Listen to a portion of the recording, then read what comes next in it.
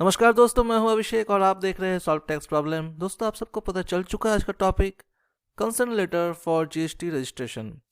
दोस्तों, यहाँ पे देखिए, मैं यहाँ पे एक साइट खुला हूँ जो जीएसटी का ही है, ठीक है, जिस पे यहाँ पे देख सकते हैं आप। मैं यहाँ पे प्रॉपर्टी रिसिप्ट चूज़ किया हूँ और नेचर ऑफ पोजीशन और प्रीमाइसेस कंसेंट चूज़ किया हूँ। तो इस केस में आप देख सकते हैं अगर कोई कंसेंट है तो उस पर कंसेंट लेटर का यहाँ पे देखिए जिक्र किया गया है।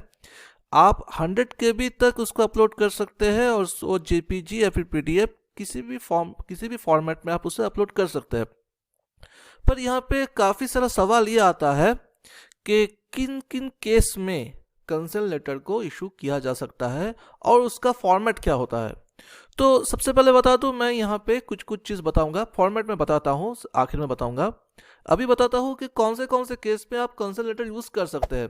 सबसे पहला केस बहुत ही सिंपल केस है कि आप अपने घर से बिजनेस कर रहे हो मगर वो घर आपके नाम पे नहीं है, आपके पिताजी के नाम पे है। उस केस में क्या होगा, मन क्या बोलता है कि ये तो मेरा घर है, पर मन का बोलना और डॉक्यूमेंट मेंटेन करना दोनों बहुत अलग होता है दोस्तों। इस केस में आपको कंसेंट लेना पड़ेगा अपने पिताजी से कि जी हाँ, मैं अपने बेटे को या फिर अपने जो मिस्टर एक्स वाई जो भी नाम है उनको मैं अलाउ कर रहा हूँ कि मेरे घर से वो अपना बिजनेस कर सकते हैं, मुझे कोई उस पर ऑब्जेक्शन नहीं है। और साथ में कह देना पड़ेगा, मैं हर बार बोलता हूँ 2 डॉक्यूमेंट चाहिए। एक है आप उस घर से बिजनेस कर रहे हैं उसका एक डॉक्यूमेंट, दूसरा जो ओनर आपको कंसेंट दे रहा है या फिर रेंट हो जो भी हो आपको दे रहा है वो ओरिजिनल ओनर है उसका डॉक्यूमेंट।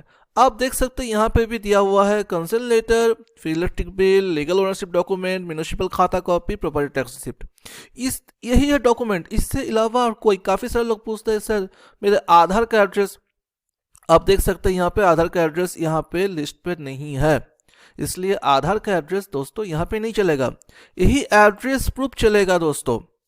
अब दूसरा केस, काफ़ी सारे लोग पूछे कि अगर मेरे फादर इन लॉ के घर से मैं बिजनेस करूं तो क्या वो चलेगा। जी हाँ दोस्तों, एकदम चलेगा। आपको क्या लेना है, बस कंसेंट लेटर लेना है और बाकी जो ये 4 डॉक्यूमेंट है उनमें से कुछ एक लेना है, ठीक है।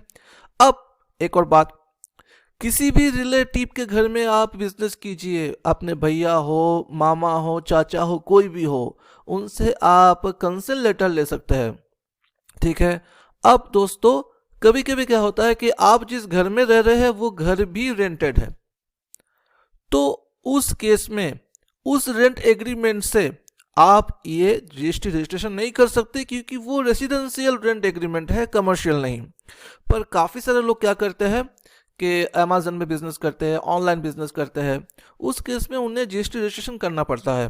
तो सीधी बात है दोस्तों, आप जाइए अपने मकान मालिक से बात कीजिए और बोलिए कि मैं यहाँ से बिजनेस करना चाहता हूँ, मुझे जीएसटी रजिस्ट्रेशन चाहिए। तो आप मुझे एक कंसेंट लेटर दीजिए कि मैं यहाँ से अपना ऑनलाइन बिजनेस कर सकूँ। इस केस में भी आपको दोस्तों कंसेंट लेटर का जरूरत पड़ेगा। और जो लास्ट केस है, आप रेंट में रह रहे हो पर कोई भी रेंट एग्रीमेंट नहीं है, बस रेंट रिसिप्ट आपको मिलता है, वो भी काफ़ी केस में नहीं मिलता है दोस्तों। आपको पता है कि मैक्सिमम केस में जहाँ पे हम लोग रेंट में रहते हैं वहाँ पे एग्रीमेंट तो होता भी नहीं है, काफ़ी जगह में रेंट रिसिप्ट तो दूर की बात है। उस केस में दोस्तों आप एनओसी ले सकते हैं, कंसेंट लेटर ले सकते हैं अपने लैंडलॉर्ड से, ठीक है। तो ये था सारा केस दोस्तों। इसी अब अगर रेंट एग्रीमेंट आप किए हो प्रीमाइसिस का तो फिर उस पर कंसेंट लेटर का जरूरत नहीं है। आप रेंट एग्रीमेंट, रेंट रिसिप्ट आप वहाँ पे डाल सकते हैं।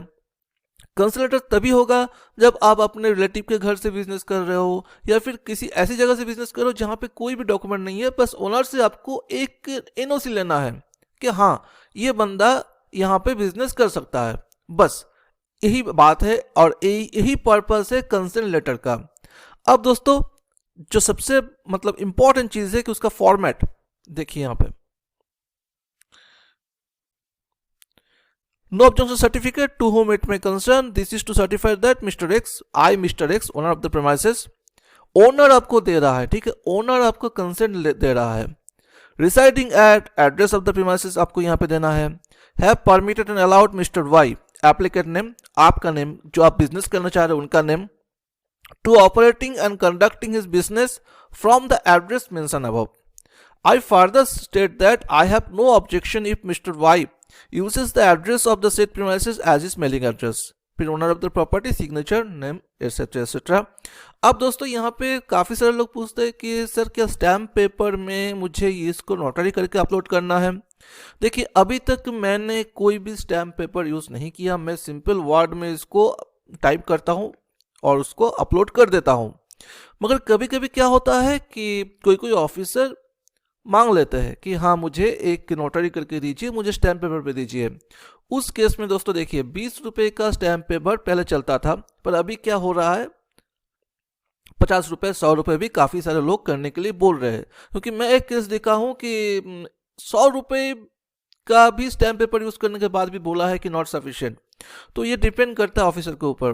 तो अगर ऑफिसर आपको ऑब्जेक्शन करता है, क्वारीज करता है कि मुझे स्टैम्प पेपर ला के तो मेरा हमेशा एक चीज़ रहता है कि जो ऑफिसर है, कंसर्न ऑफिसर है, उनसे जाकर भेंट कीजिए, अपना जो प्रॉब्लम उनको बोलिए कि सर ये जो आप बोले स्टैम्प पेपर, कितना स्टैम्प पेपर दूँ। वो अगर बोल देते 100 रुपये काफ़ी है, 50 रुपये काफ़ी है, तो फिर बढ़िया है, आप उसको यूज़ कर लीजिए। ठीक है, तो यही बात है। मैंने अभी तक कोई भी स्टैम्प पेपर यूज़ नहीं किया, हालांकि जीएसटी में बोला भी नहीं गया है कि स्टैम्प पेपर यूज़ करना है, बस ये डिपेंड करता है ऑफिसर के ऊपर। तो दोस्तों ये था आज का वीडियो। ये दोस्तों आपको एक कंसल्टेटर आपको मिल जाएगा, आपको लिंक मिल जाएगा मेरे व्हाट्सएप ग्रुप का। उस ग्रुप में आप ज्वाइन कीजिए, मैं ये कंसल्टेटर का फॉर्मेट उस ग्रुप में मैं दे दूंगा, व्हाट्सएप में मैं दे दूंगा। ठीक है दोस्तों, आज के लिए इतना ही। Have a nice day. Video को शेयर करना मत भूलिएगा, लाइक करना मत भूलिएगा और सब्सक्राइब और बेल आइकन प्रेस करना एकदम मत भूलिएगा दोस्तों। थैंक यू दोस्तों, बाय।